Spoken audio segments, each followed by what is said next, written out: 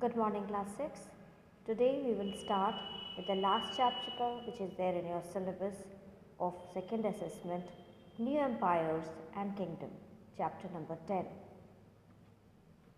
Arvind plays a king. Arvind had been chosen to act as a king in the school play.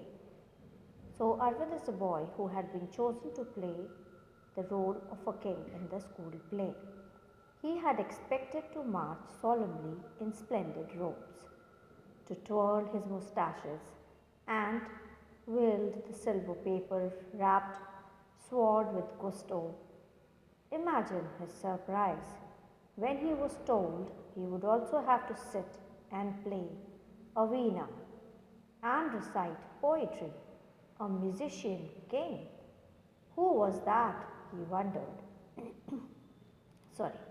So he had expected himself that he is going to wear a splendid robe, he is going to twirl his moustaches like a king.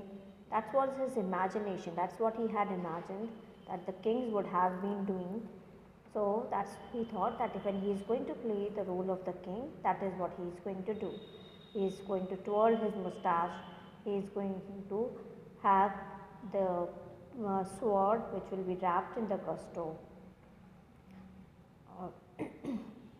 Then he was surprised, or he was in fact shocked when he was told that he has to hold a veena and recite a poem, because he had never imagined that there would have been a king who would recite the poems, or he would have been in love with the music.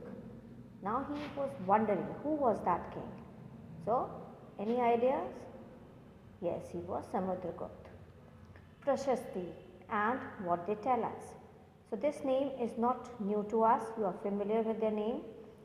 It was written by the learned people, the Brahmins, in praise of the king. Sometimes kings, they wanted it to be written, it was the rules of the king which was written.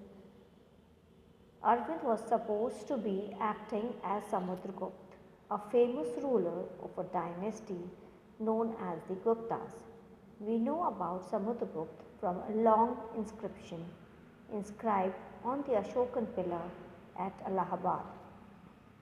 It was composed as a kavya by Hari Sena, who was a poet and a minister at the court of Samudragupta.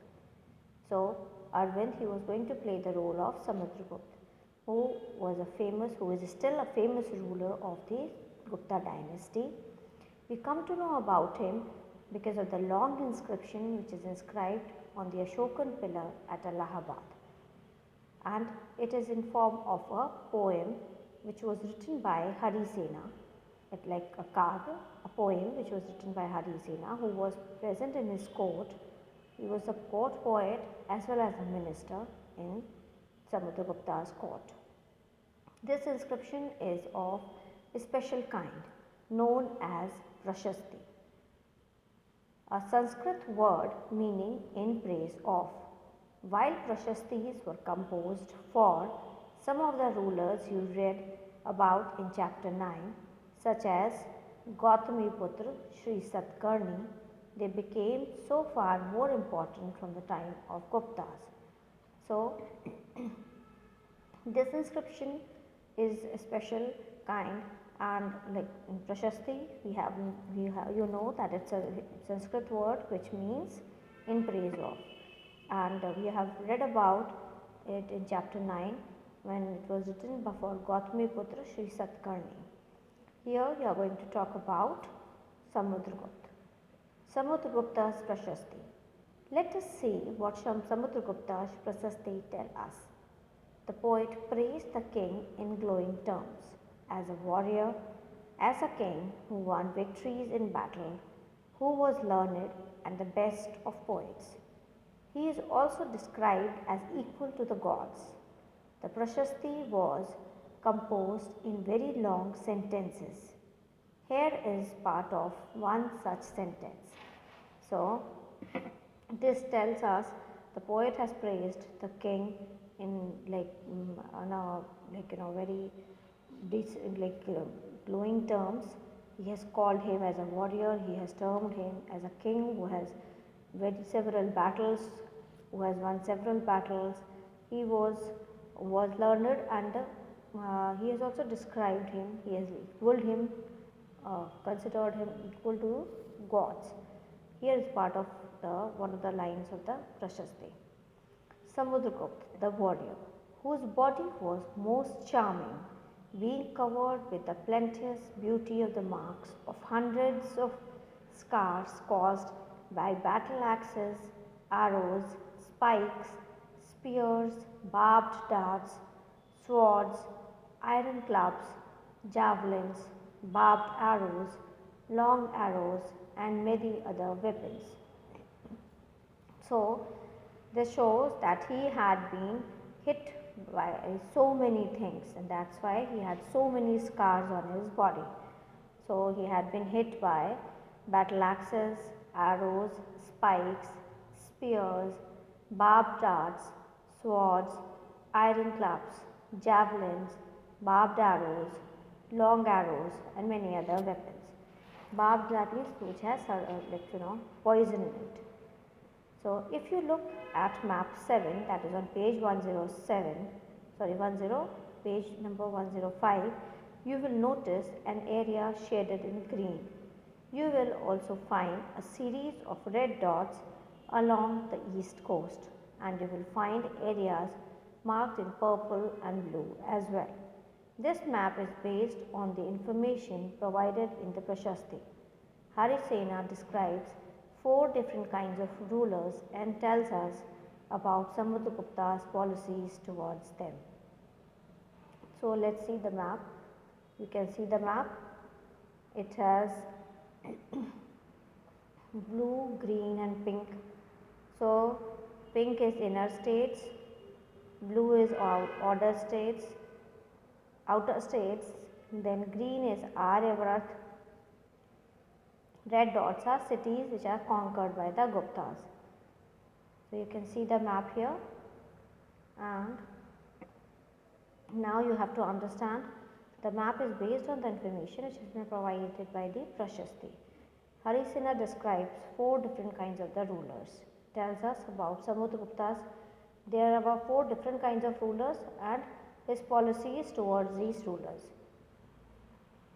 The rulers of Aryavrat, the areas shaded in green on the map, here there were 9 rulers who were uprooted. So, this area there were 9 rulers, they were uprooted, that means they were defeated, and their kingdom were made a part of Samudragupta's empire. That means their kingdom was confiscated and it was made a part of Samudragupta's own empire. The rulers of Dakshinpat, here there were 12 rulers. So, Aryavrat had 9 rulers, that area is green in color. Their rulers were defeated or uprooted, and finally that area was confiscated. Dakshinpat, there were 12 rulers, some of whose capital are marked with red dots on the map. They surrendered to Samudragupta after being defeated, and he then allowed them to rule again. So, here you can see the difference. In Dakshinpat there were 12 rulers, some of whose capital are marked with red dots. They surrendered to Samudragupta, but Samudragupta, after they have surrendered, he allowed them to rule. In Aryavrat, what he has done? He has confiscated their empire. Here he has allowed them to, defeated them, and once they have surrendered, he has allowed them to rule again. The inner circle of neighboring states including Assam, coastal Bengal, Nepal and number of Ganasang, remember chapter 5, in northwest marked in purple on the map, they brought tribute, followed his orders and attended his court. Tribute is like we can say a sort of tax. They paid sort of tax for protection from the king. This we have read before also. In the northwest marked, they brought tribute, followed his orders and attended his court. The rulers of the outlying areas marked in blue on the map, perhaps the descendant of the Kushanas and the Shakas and the rulers of Sri Lanka who submitted to him and offered daughters in marriage. So fourth one, the rulers of the outlying areas, that is the like on the outer side, marked in the blue. Perhaps maybe they were the descendants of Kushans, Shakas, and the rulers of Sri Lanka. They accepted his suzerainty, and they offered their daughters in marriage to Samudragupta. So these were the four types of the rulers.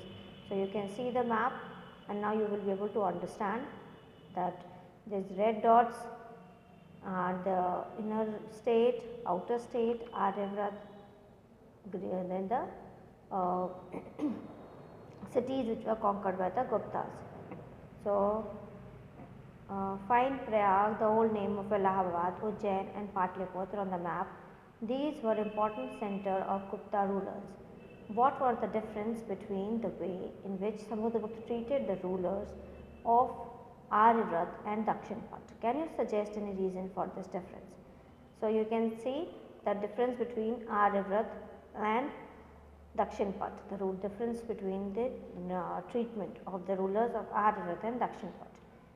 We have just read that the rulers of Aryavrat, he defeated them, conquered their territories, and it was confiscated or merged in his own empire, and they were 9 in number, whereas Dakshinpat, they were 12 in number, and after defeating them, when they have accepted their defeat, they have surrendered, he gave them their empire, like asked them to rule again. So that is the difference between both these kingdoms, right? So you will be able to understand once you see the map. Okay, so let's continue now. Vikram Samvat. The era beginning in the 58 BCE is traditionally associated with Gupta king Chandragupta II, who had founded it as mark of victory over the Shakas and assumed the title of Vikramaditya. So Vikram Samvat, it is a calendar year which was begin in 58 BCE, and it is associated with the Gupta king Chandragupta II. He founded this is a mark of victory over. He has defeated the Shakas, and as a victory he founded this, and he assumed the title of Vikramaditya after this. So from there this Vikram has been taken. Vikram Samvat, Vikramaditya. He assumed the title of Vikramaditya. So with this genealogies we will be starting in the next class. That's all. Please do read the chapter. Take care of yourselves. Be safe at home. Thank you, class.